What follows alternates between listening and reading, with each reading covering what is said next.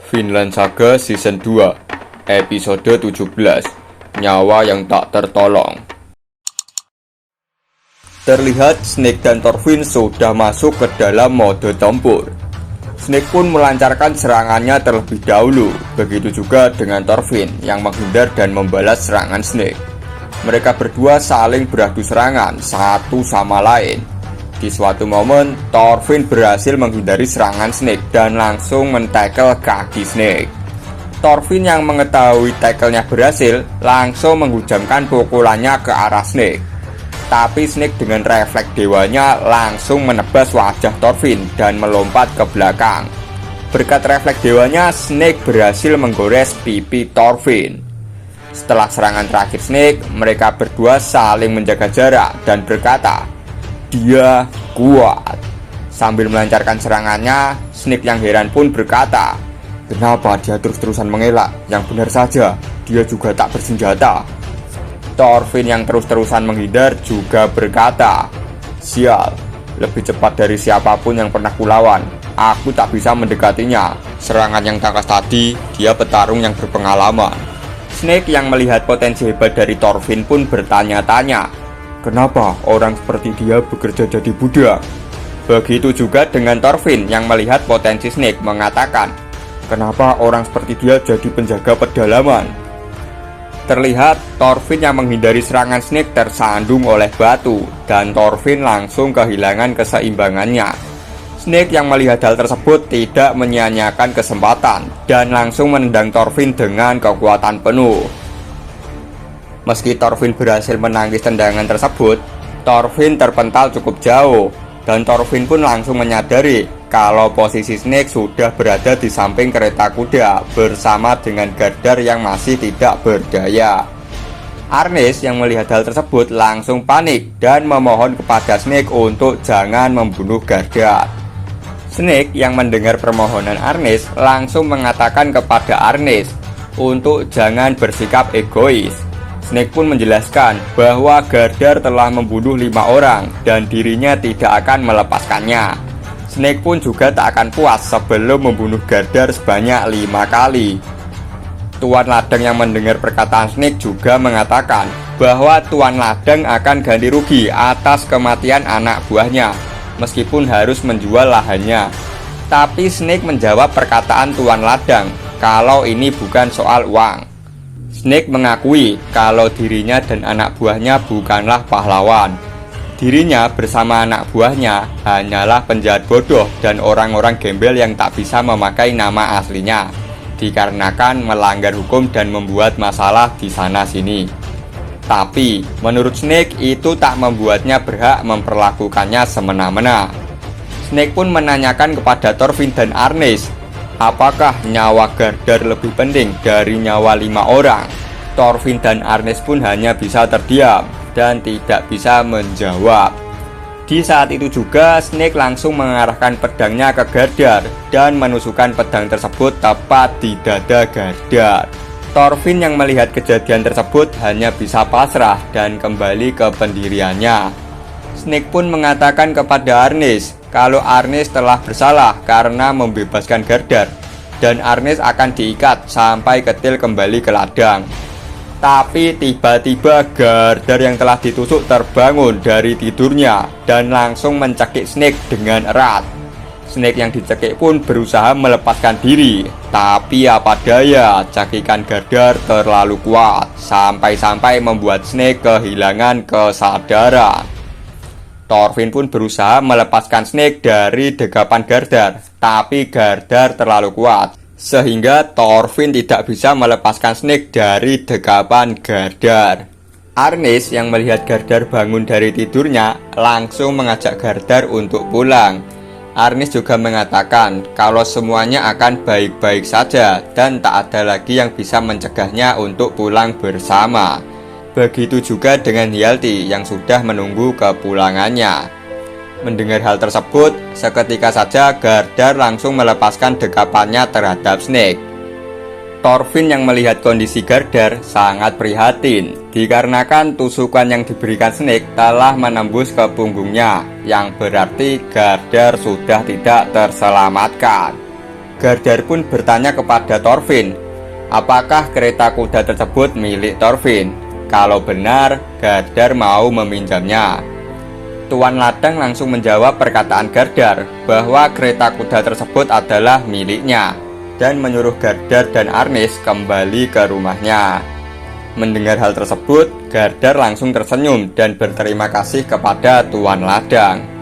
Arnis pun mengatakan kepada Thorfinn, Arnis tidak tahu bagaimana caranya ia berterima kasih ke Thorfinn dan Einar. Thorfinn yang melihat Arnis akan pergi bersama Gardar mengatakan, Arnis tunggu, Gardar akan... Arnis langsung memotong perkataan Thorfinn dan mengatakan, tak apa-apa, kau boleh tinggal di sini. Panel pun berganti ke perjalanan Arnis dan Gardar yang menuju ke rumahnya. Di panel ini terlihat tubuh Gardar yang penuh darah dan darah dari tubuhnya mengalir sampai ke kakinya sampai menetes-netes. Dalam perjalanan, Gardar menceritakan masa kecilnya dan harapannya terhadap anaknya Hjalti kepada Arnis. Tapi tiba-tiba saja di tengah perjalanan, Gardar jatuh dalam pelukan Arnis dan mengatakan kalau dirinya agak lelah dan dirinya ingin beristirahat sebentar. Dalam pelukan Arnis, Gardar yang sekarat mengatakan, Arnis, Hjalti, aku janji, aku tak akan meninggalkan kalian lagi. Setelah mengucapkan hal tersebut, Gardar telah mengembuskan nafas terakhirnya. Arnis pun tak kuasa menahan air matanya dan memeluk Gardar erat-erat. Di saat itu juga terlihat dari kejauhan para penjaga telah datang dan siap menangkap Arnis.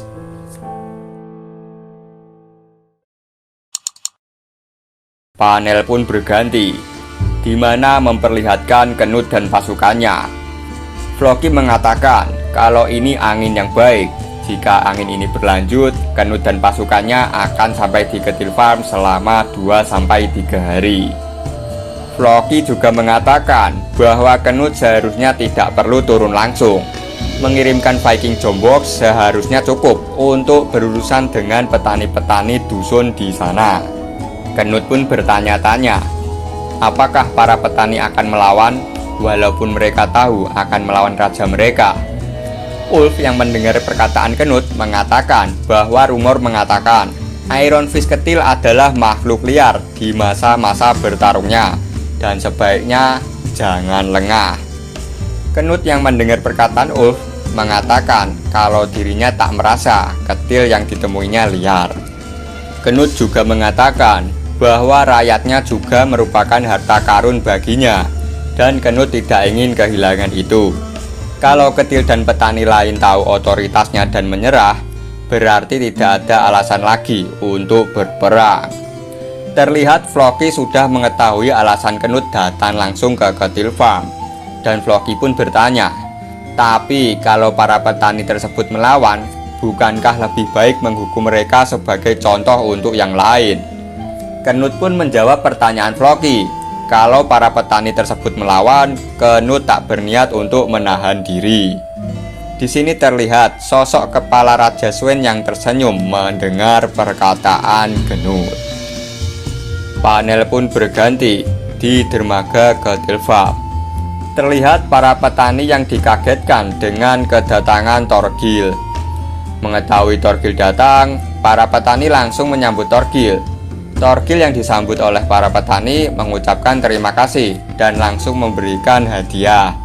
Hadiah tersebut adalah barrel yang dilempar langsung ke arah para petani seperti bola bowling. Para petani yang terkena barrel tersebut langsung jatuh tersungkur dan barelnya pun juga ikut hancur bersamaan dengan ketil yang keluar menggelinding dari barel tersebut. Terlihat para petani kaget melihat ketil keluar dari barel. Thorgil pun mengatakan kalau Thorgil meminumkan ale ke ketil dan dia pun tertidur. Thorgil juga berteriak kepada para petani bahwa sekarang bukan waktunya mengeringkan ikan dan mereka harus siap berperang. Thorgil mengatakan pasukan musuh akan segera datang untuk mengambil alih Ketilfarm. Thorgil pun menyuruh para petani untuk mengumpulkan pasukan dan senjata secepatnya. Para petani yang mendengar hal tersebut langsung bertanya-tanya, siapa musuhnya, kapan musuhnya datang, berapa jumlahnya. Tapi Thorgil mengajukan pertanyaan-pertanyaan para petani dan langsung memanggil Orman dan mengatakan bahwa ini adalah pertarungan pertama Orman, dan mengingat siapa musuhnya sekarang, mungkin ini akan menjadi pertarungan terakhir untuk Orman juga. Thorgil yang semringah merasa adiknya Orman sangat senang, dikarenakan ini adalah pertarungan yang sangat dinantikan Orman selama bertahun-tahun. Tapi di panel berikutnya menunjukkan sebaliknya. Orman terlihat tertekan dan tidak ingin peperangan ini terjadi.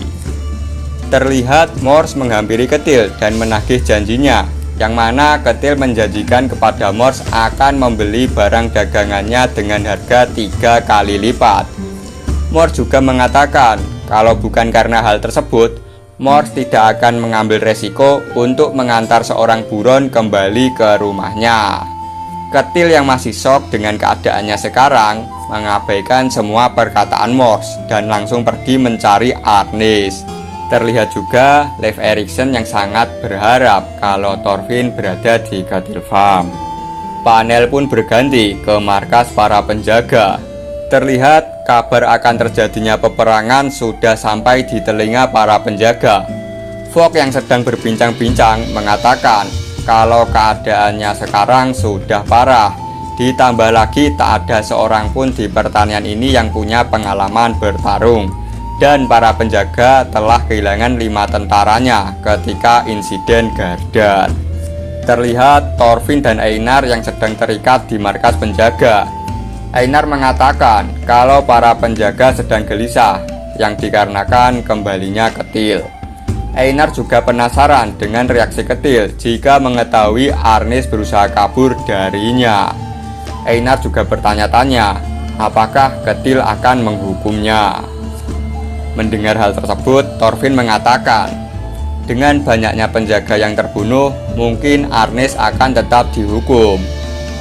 Mendengar pernyataan dari Thorfinn, Einar khawatir dengan keadaan Arnis dan berharap para penjaga ataupun Kethil belum memukulinya atau yang lebih parah lagi. Thorfinn pun meminta maaf kepada Einar atas kegagalannya melindungi Arnis. Einar yang mendengar maaf dari Thorfinn mengatakan kalau Thorfinn tidak perlu minta maaf. Thorfinn bahkan sudah bertarung melawan Snake demi Arnis dan Garda. Thorfinn pun mengatakan kepada Einar bahwa dirinya telah melanggar sumpahnya. Tapi Einar mengatakan kalau itu bukan salahnya. Thorfinn telah melakukan hal yang harus dilakukannya untuk menolong seseorang. Terkadang ada saatnya juga di mana seseorang harus bertarung.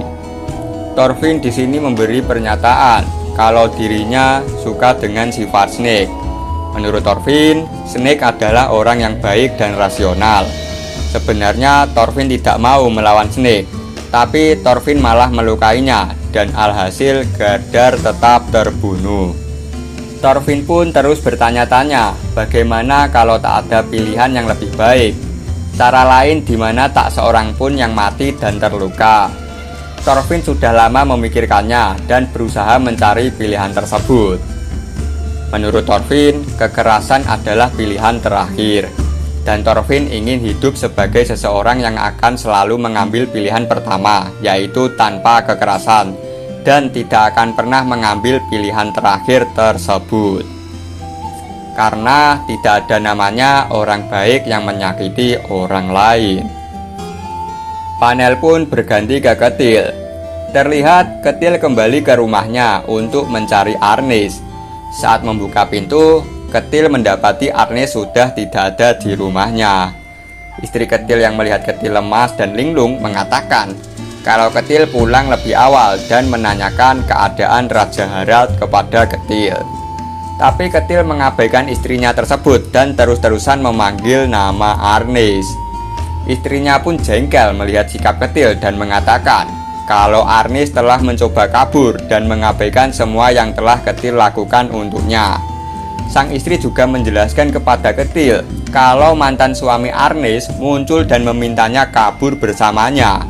mantan suaminya tersebut juga telah membunuh beberapa penjaga. Ditambah lagi, 2 budak miliknya juga berusaha membantu Arnis dan Gardar kabur. Mendengar hal tersebut, Ketil sangat murka dan mengatakan, "Kenapa? Kenapa semua hal yang kuinginkan lepas dari genggamanku? Teganya, beraninya dia."